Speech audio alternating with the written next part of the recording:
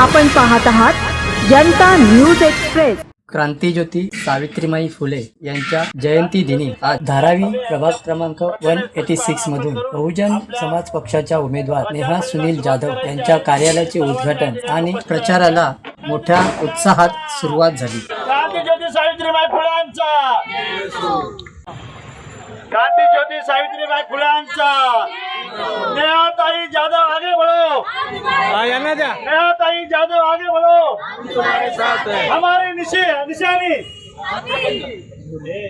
अरे कुठे आहे माईक कुठे आहे अवी बीएसपी की निशानी हाथी, बीएसपी की निशानी हाथी, नेहाताई की निशानी हाथी, नेहाताई की निशानी हाथी, नेहाताई की निशानी हाथी, बीएसपी की निशानी हाथी, मायावती की निशानी हाथी, मायावती की निशानी काशीराम साहब की निशानी हाथी, काशीराम साहब की निशानी हाथी, नेहाताई की निशानी हाथी, नेहाताई की निशानी हाथी, नेहाताई की निशानी हाथी, बीएसपी की निशानी हाथी, बीएसपी की निशानी हाथी, नेहाताई की निशानी हाथी, नेहाताई की निशानी हाथी, मायावती की निशानी हाथी, मायावती की निशानी हाथी, मायावती की निशानी हाथी।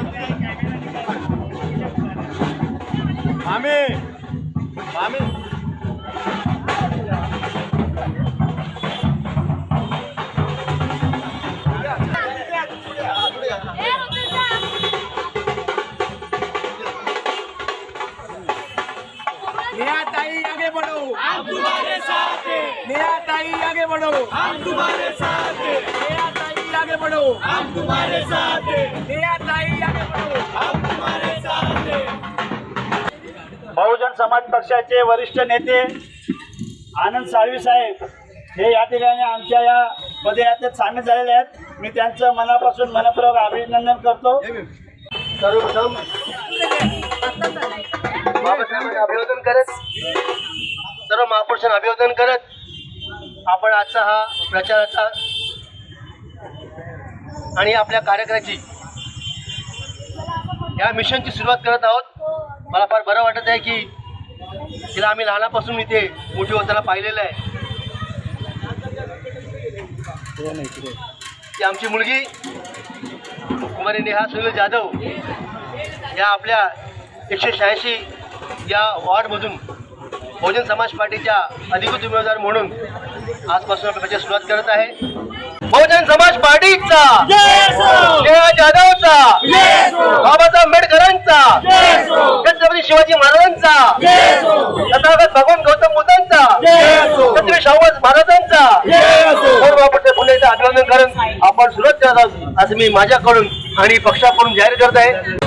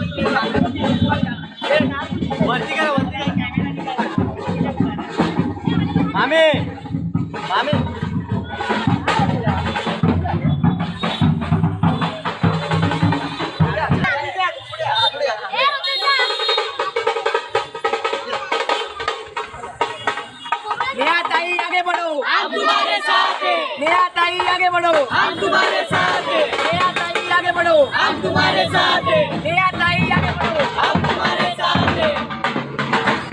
नेहा ताई आगे बढ़ो, हम तुम्हारे साथ हैं। नेहा ताई आगे बढ़ो, हम तुम्हारे साथ हैं। नेहा ताई आगे बढ़ो, हम तुम्हारे साथ हैं।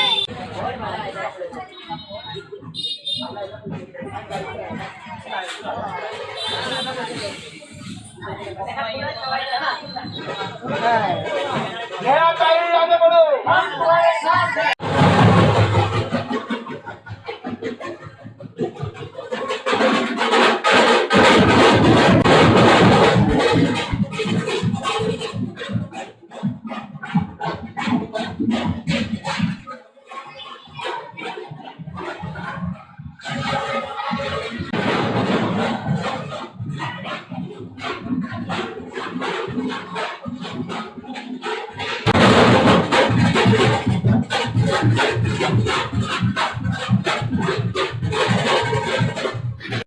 आज सावित्रीबाई फुले यांच्या जयंतीनिमित्त सर्वांना हार्दिक शुभेच्छा आणि अभिवादन.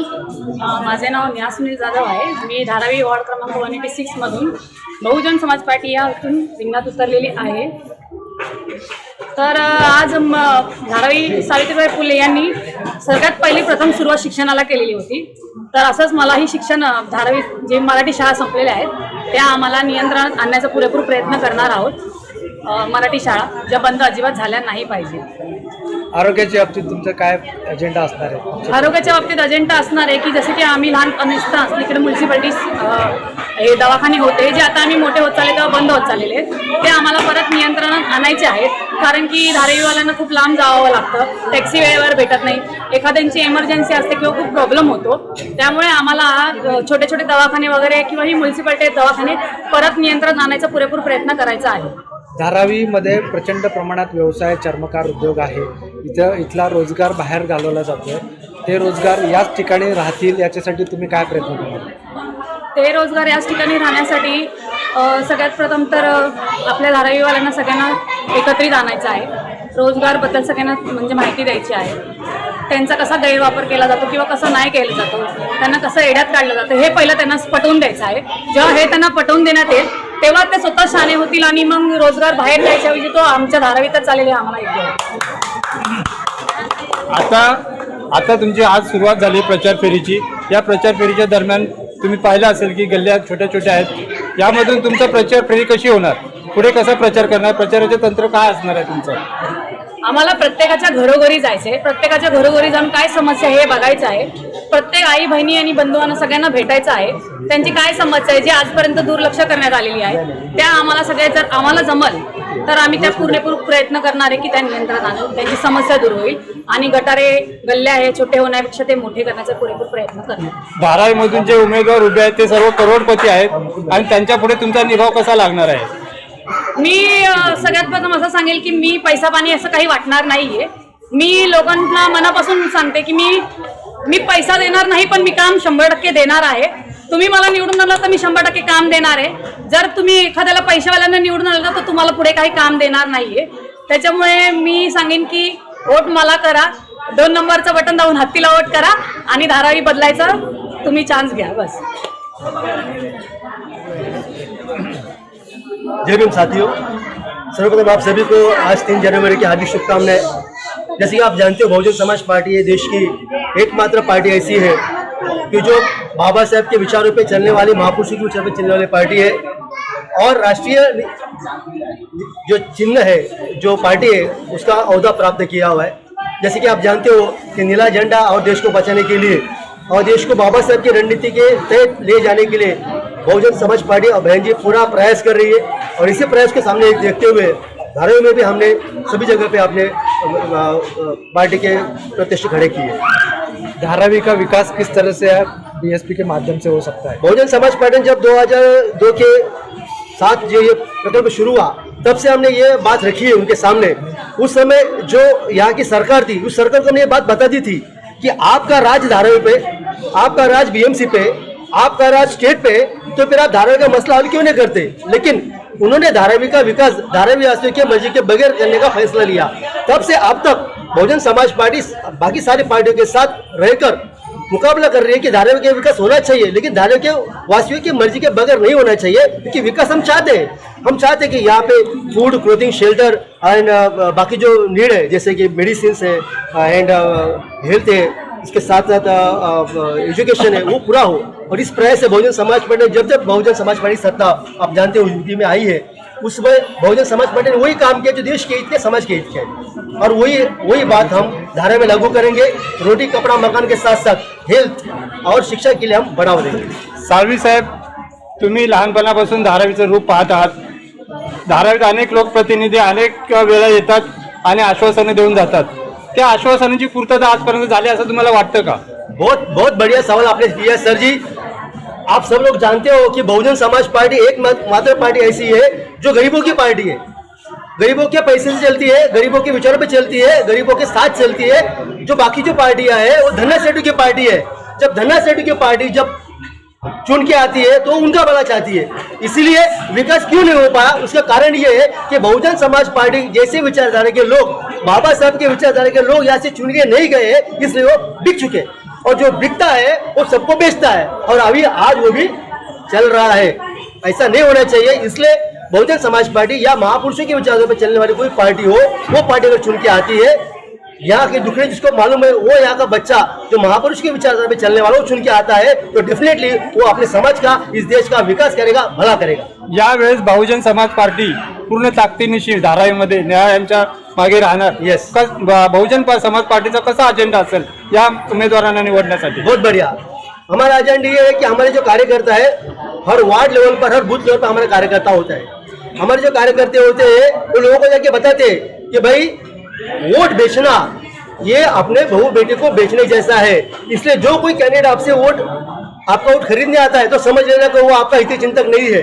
तो हम उसको ये समझा देते कि बाबा साहब ने कितनी मेहनत से आपको ये वोट का अधिकार दिया है, वो वोट का अधिकार आप इसको बेचो मत, इस वोट के अधिकार से आप अपना खुद का, समाज का और देश का कल्याण करो।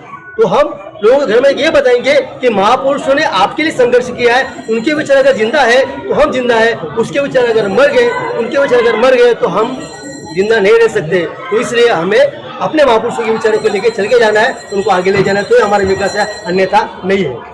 अनिल जी, यहाँ पे 186 के जो कैंडिडेट है बहुजन समाज पार्टी की, वो मेरी भांजी नेहा सुनील जाधव ये खड़ी है। हम एक सामान्य वर्ग से आए हुए लोग हैं, और सामान्य वर्ग के लोग निष्ठावान, निष्कलंक और प्रामाणिक होते हैं। हम जहाँ भी जाते हैं तो हम प्रामाणिक तौर पे, हमारे दिल में जो है वो बात हम मुँह पे लाते हैं। हम दिल में एक और मुँह पे एक नहीं बोलते।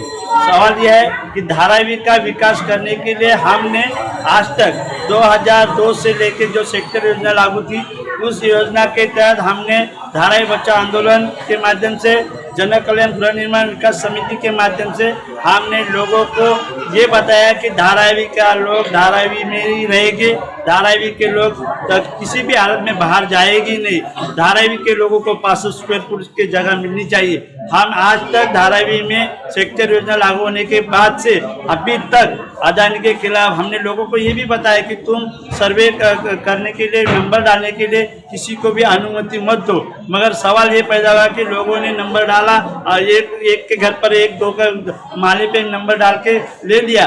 मगर आज की तारीख में आपको आपके माध्यम से बताना चाहता हूँ कि धारावी में प्रभाग क्रमांक 188 जो मेघवाड़ी वहाँ पे इलाके में लोगों को नंबर डालने के बाद, उनका पेपर लेने के बाद, सर्वेक्षण लेने के बाद आज खाली 3 महीने का भाड़ा देके उनको वहाँ से भगाया जा रहा है। किसी भी तरीके से उनको वापस लाने के लिए लिखित तौर पे दे रहे नहीं। हमने धारावी बच्चा आंदोलन के माध्यम से लड़ा देने के बाद वो 3 महीने का जो कैंसिल करके 10 महीने का भाड़ा खाली दे रहे। 18,000 की तरफ से 10 महीने का भाड़ा 1,80,000 ले लो और निकल जाओ। वापस तुमको यहाँ लाएंगे, इनकी पूरी गारंटी नहीं है। मतलब हम लोगों को ये बताना। दूसरी बात, हमने आज तक धारावी में कोविड के माध्यम से हमने जो काम किया, और लोगों को भले राशन चाहिए या हेल्थ के बारे में जो काम हमको करना पड़ा वो काम हमने किया। हम लोग आपके माध्यम से लोगों को ये बताना चाहते हैं कि हमारे पास, हमारे सामने बहुत बड़े करोड़पति कैंडिडेट खड़े हैं, मगर आप अगर चाहे तो एक, जैसे हमने मेरे ख्याल से 92 में हमारे यहाँ पे एक कैंडिडेट खड़े थे शिवसेना के जो कैंडिडेट थे बाबूराव माने एक चर्मकार थे, यहाँ पे वो चर्मकार का काम करते थे। उनके पास किसी प्रकार का आर्थिक नहीं था, मगर लोगों ने हमारा कैंडिडेट समझ के लोगों ने उनको जिता के दिया। आज भी उसी तरह बदलाव करना है। भले एक करोड़पति होने दो, मगर जो सामान्य वर्ग की जो महिला है, सामान्य वर्ग की जो लड़की है, उसको जिताना है। हाँ, मैं आपको ये भी बताना चाहता हूँ कि अगर आपको बड़े लोग जो बड़े कैंडिडेट आपको ज़्यादा से ज़्यादा कितना पैसा देंगे? 50,000 रुपया देंगे। ये 50,000 का तुमने अगर कैलकुलेशन किया तो एक दिन का तुमको 27 पैसा हो रहा है। मतलब 1225 दिन का आपको, मतलब एक साल का 365 दिन, 5 साल का 1225 दिन में तुमको खाली 27 पैसा होता है। तुम्हारा चाय का भी 5 रुपया होता है। आज के दर में 5 रुपये में भी चाय में। मगर आपको ये कहना है कि आप अगर रोड पे जाओगे तो गधे की कीमत भी 5,000 है, और गधे की कीमत 5,000 होने के बावजूद भी अपनी कीमत अगर ये बड़े लोग 27 पैसे देते हैं और आप अगर 27 पैसे में बिक जाते हैं, तो फिर इसके बारे में मैं कुछ नहीं कहूँगा। मैं यही कहना चाहता हूँ कि आपके घर की लड़की है, आपके घर में पली बड़ी है, आपके माहौल में पली बड़ी है, और संविधान बचाने वाली पार्टी है। ये बात यहाँ ध्यान में रखो सबसे बड़ी, कि संविधान बचाने वाली पार्टी है। संविधान बचेगा तो तुम बचोगे, और संविधान रहेगा तो हम रहेंगे। इसलिए संविधान बचाने के लिए आपको नेहा ताई यादव को चुन के लाना है। उनकी निशानी हाथी है, 2 नंबर बटन है। एक आपको जाते समय एक ही कुणाचं खावा रसा मटन, पण त्या 2 नंबरला बटन। अचूक बातम्या, निपक्षपाती विचार, अन्यायाविरुद्ध वाचा फोडणारे परखड विचारांचे सार्वभौम दैनिक प्रजासत्ताक जनता।